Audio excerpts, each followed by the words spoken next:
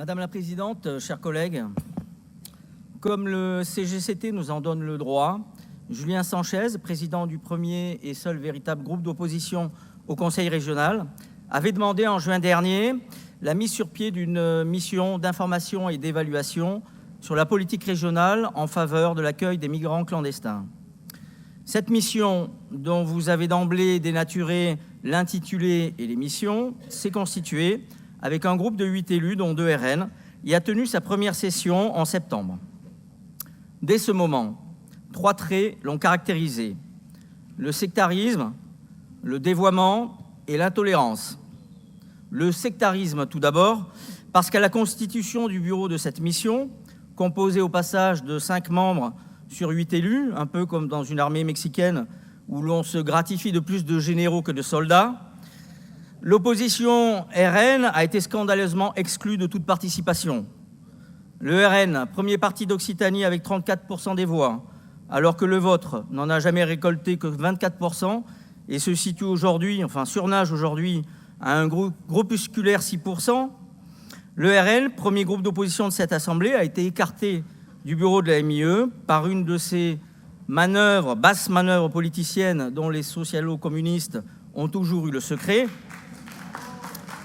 Ils ont préféré faire élire l'unique élu LR de cette mission au lieu de permettre l'élection logique d'un vice-président RN, poste qui revenait de droit à l'opposition.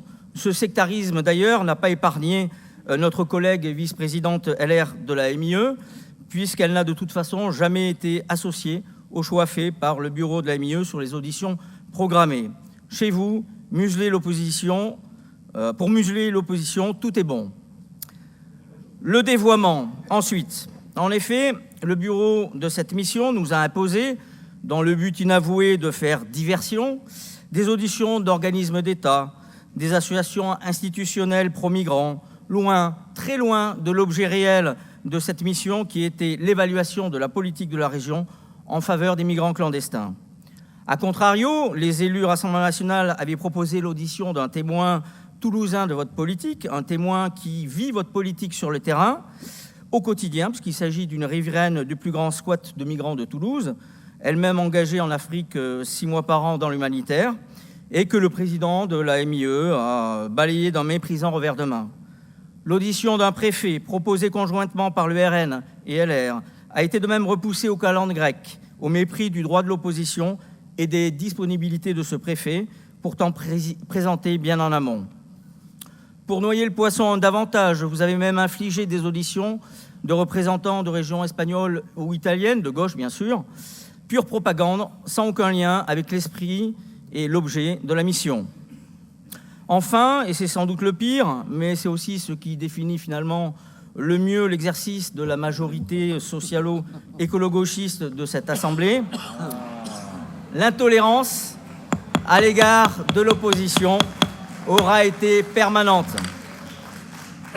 Non content de balayer l'opposition, de la bâillonner, le sectaire secrétaire de la mission s'est permis de qualifier d'irresponsables et inadmissibles les positions du maire de Montauban, dont il a refusé l'audition, sur le seul critère de ses opinions. Le président de la MIE a même justifié son refus d'audition d'un témoin par le RN sur le seul critère que l'audition de ce témoin n'était pas adaptée selon son goût. Cette intolérance permanente, on la retrouve malheureusement aussi et toujours dans votre censure permanente, dans vos mots insultants à l'égard de l'opposition, vous l'avez encore prouvé cet après-midi. Merci de conclure. Nous traitant d'extrême droite à tout propos, donnant ainsi objectivement et implicitement caution à l'agression violente d'un de nos collègues par des nervis gauchistes, notre ami élu du peuple, Yoann Gillet, à Nîmes en octobre dernier. Non, monsieur Monteil, vous avez fini, vous avez largement dépassé, donc je demande à monsieur Cros de bien vouloir répondre.